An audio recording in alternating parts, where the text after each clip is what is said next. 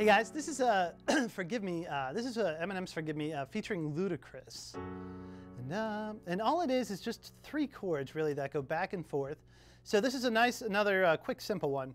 We have F sharp in the left hand, C sharp, F sharp, and A sharp up here in the right.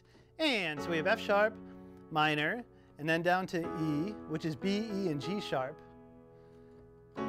And then D major 7. So it's D, A, F sharp, and I'm sorry, D, A, C sharp, and F sharp. And all it does is go down, right? And so in the beginning you have that like little girl. How many times, E, have I fell asleep, right?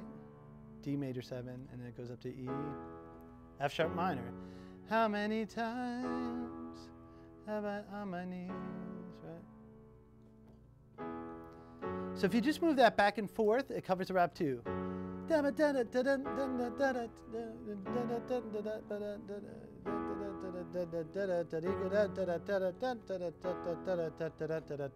it just moves back and forth between those 3 chords for the whole song. F sharp minor, E, D major 7, E, F sharp minor 7, or F sharp minor.